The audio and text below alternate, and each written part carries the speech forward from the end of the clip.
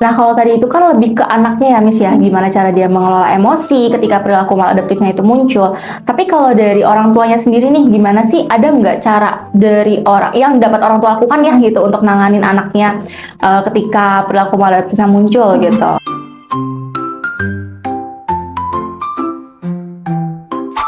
Kalau dari sisi orang tuanya, apa yang harus dilakukan? Iya. Pertama, saya selalu ingatkan orang tuanya harus tetap tenang. Iya. Kalau orang tuanya juga terpancing dengan emosi, ikutan panik, situasinya makin tidak terkendali. Jadi yang pertama harus selalu disadari dan dilakukan adalah orang tuanya harus tetap tenang. Anaknya nendang, sakit heboh gitu, ikut ngereok malah ya. Jadi anaknya makin heboh juga gitu. Benar. Nah, Oke. kalau dari Miss Lia nih, kalau misalnya lagi ada handle anak nih, biasanya kalau buat Miss Lia bisa bikin tetap tenang, kasih tips dong sama parents. Gimana tuh? Oke, kalau misalnya anaknya udah mulai nih ya, kalau aku lebih ke ini sih, beri dia waktu dulu sama ruang buat luapin Betul. emosinya. Betul. Gitu. Karena kalau aku langsung reaktif, bisa dua. Pertama dia bisa makin besar emosinya gitu, karena kan dia lagi ngeluapin emosi, malah aku tahan gitu. Betul. Nanti dia jadi kayak malah makin parah gitu. Nah terus kalau yang kedua, kalau misalkan bisa makin parah, bisa dia tuh malah ngebercandain aku atau malah nyerang aku kayak gitu. Jadi dibanding nanti ada hal yang tidak diinginkan gitu, aku lebih baik memberikan waktu gitu. Aku kasih dia ruang, atau bahkan mungkin aku ngasih dia tuh mainannya di pojok gitu, mainannya di pojok atau sesuatu yang dia bisa pukul gitu. Katakanlah misalkan perilaku maladaptifnya pukul ya gitu, ada jimbol gede, ayo pukul ini yuk, pukul kayak sampai sana kesini kayak gitu. Kalau itu aku ya gitu. Tapi dari sisi psikolog nih, bener gak sih cara aku?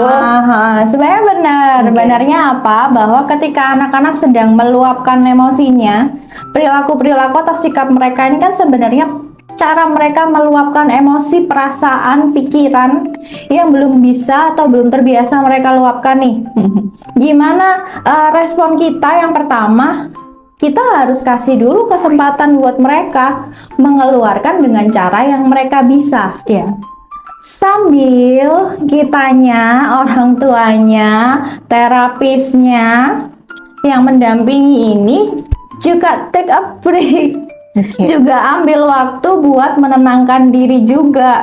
Biasanya kalau anaknya lagi bersikap seperti itu, orang-orang di sekitarnya juga panik kan. Iya. Itu juga sebagai salah satu bentuk kita juga kasih waktu buat diri kita sendiri juga, supaya kita menghadapi anak nggak dalam kondisi kita pun juga panik, kita penuh emosi.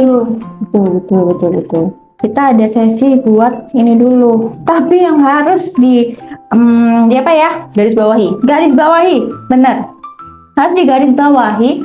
Yang paling penting itu juga pastikan anak-anak ini memiliki keamanan secara fisik, tidak menyakiti fisiknya ataupun fisik orang lain di sekitarnya. Kalau di ruang terapi, jelas semua ruangan itu mungkin sudah disetting untuk anak mau jatuh, mau guling-guling kayak gimana pun, mereka pasti aman. Jadi kita sudah siapkan itu. Tapi kalau di situasi-situasi sosial di rumah, di luar, lagi main-main, lagi di mall sama mamanya dan lain sebagainya, yang perlu kita amankan juga anak-anak ini jangan sampai menyakiti dirinya sendiri dan menyakiti orang lain. Jauhkan juga dari mungkin alat-alat yang bisa dijangkau untuk menyakiti dirinya sendiri dan orang lain. Ini dulu. Jadi mau mereka meluapkan emosinya dengan cara apapun, beri kesempatan, asalkan itu tadi safe atau aman dulu secara fisik.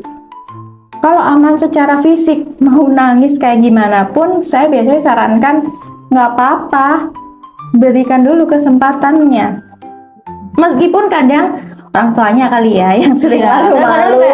kayak, aduh, heboh banget sih, aduh, berisik banget sih gitu. Udah panik duluan dan ngerasa nggak enakan dengan orang-orang gitu. Betul, betul. Kalau saya lebih baik saya minta maaf sama orang-orang di sekitar. Oke.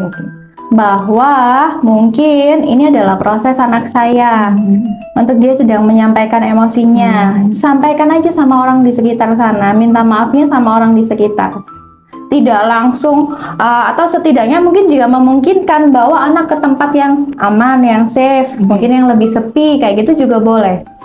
Tapi tetap nggak boleh diberhentikan, cut off emosinya. Kalau kita cut off emosinya, benar tadi kata Miss Lia, bisa jadi ini akan semakin meluap karena membludak karena nggak keluar, yang harusnya dikeluarkan malah nggak keluar. Atau malah bisa jadi perilakunya ini jadi semakin maladaptif ke depannya. Jadi kita lebih baik kasih ruang untuk anak sambil kita menenangkan diri kita sendiri dulu. Selanjutnya kalau sudah tenang baru bisa diajak diskusi, diajak ngobrol kayak tadi tentang validasi emosi, ngobrolin tentang alternatif-alternatif yang dilakukan. Yang paling penting adalah keterbukaan. Orang tuanya harus terbuka juga. Kita nggak bisa dong berharap anak kita terbuka sama kita, tapi kitanya nggak mau terbuka sama mereka. Kita juga harus terbuka sama mereka. Bukan berarti semua masalah kita ceritain sama mereka Miss ya. Kalau masalah orang dewasa kita ceritain ke anak kecil itu terlalu berat. Tapi mungkin kita bisa ke hal-hal yang sepele. Pulang kerja atau pulang kantor, ngobrol bahwa tadi mama lewat jalan apa nih yang paling dekat sini, Jalan Margonda, macet banget. Misalnya hal-hal yang sepele seperti itu bisa kita bagikan supaya anak juga terpancing untuk mulai menyampaikan apa yang sedang mereka rasakan atau apa yang sedang mereka pikirkan. Keterbukaan itu perlu banget dimulainya dari mana? Dari orang tua. Kalau orang tuanya nggak terbuka, anaknya juga akan sulit terbuka. Kayak gitu. Jadi prinsip utamanya adalah kita mengembangkan bonding sama anak. Gitu sih Miss. Jadi untuk dari peran orang tuanya sendiri itu kepada anak ya, yang prinsip utama itu adalah bonding gitu ya. Iya, bondingnya harus dikembangkan supaya anaknya ngerasa nyaman dan aman. Karena memang gimana ya Miss ya, agak heran parents tuh mengeluh, aduh anak saya sering gini Miss, aduh anak saya sering gini. Tapi mama pernah nggak nanya kenapa anaknya kayak gitu, atau kenapa mah kok si A kayak gini gitu? Pernah nggak nanya, kamu kenapa? Kamu nggak suka kayak gini? Nggak pernah sih Miss. Kalau dia lagi marah udah saya diemin aja. Terus habis itu udah nanti dia diam sendiri, balik lagi seneng. Sering banget kayak gitu Miss. Iya, sering banget. Itu yang sering banget mungkin disalahpahami dari edukasi bahwa kalau anaknya nangis, kalau anaknya tantrum, biarin aja. Ya nggak sih Miss? Iya. Biarin aja anaknya seperti itu dulu. Banyak banget edukasi seperti itu memang. Tapi ini disalahpahami jadi biarin aja, ya benar-benar dibiarin. Iya, biarin gitu. Padahal kan bukan begitu. Padahal masih ada step selanjutnya yang tadi Miss sebutin gitu ya. Iya, padahal dibiarinnya itu bukan berarti anak ini benar-benar dibiarin, kita biarin sampai dia capek sendiri, bukan begitu.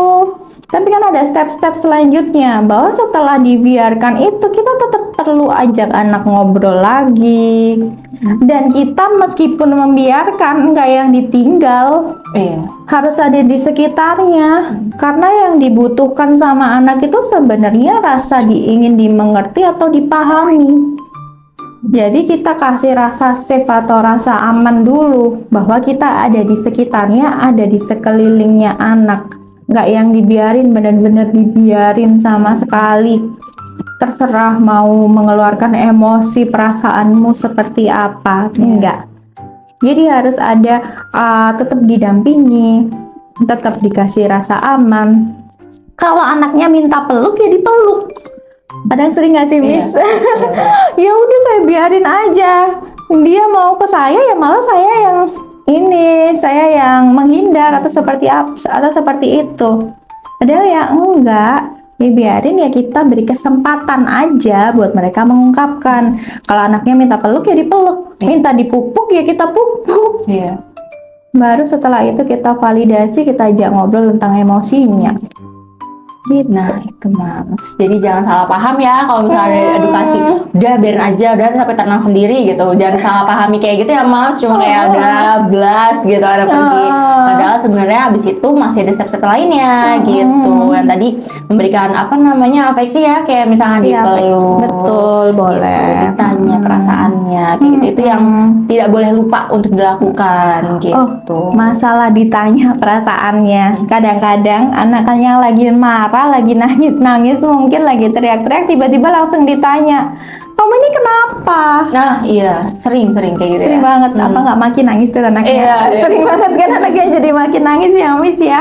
Kenapa bisa gitu? Karena ya bayangin aja, misalnya anak ini belum tahu sebenarnya dia kenapa, apa yang dia rasakan, terus kita tanya, kamu itu kenapa? Jawabnya gimana? Ya ada makin marah, makin nanya lagi marah. Iya, padahal dia sendiri juga mungkin kesulitan untuk menyampaikan itu. Betul. Jadi daripada kita cuma nanya kamu ini kenapa, itu pertanyaan sulit banget dijawab sama anak-anak kalau mereka belum tahu. Kasih pilihan. Nah, Kasih pilihan. Kenapa? Marah kah sama mama? Marah kah sama Miss? Atau sedih? Nggak suka kah? Nggak suka kah sama yang tadi Miss lakukan, sama mama lakukan? Kita perlu tanyakan, kasih pilihan-pilihannya yang sekiranya mungkin. Itu sih, Miss. Oke. Kalau itu untuk orang tua yang sudah punya anak, apakah ada pencegahannya untuk mungkin para calon orang tua ya, gitu, yang aduh nggak mau deh nanti kedepannya anak aku kayak gini gitu. Ada nggak sih sebenarnya pencegahannya yang bisa dilakukan untuk para calon orang tua di luar sana nih?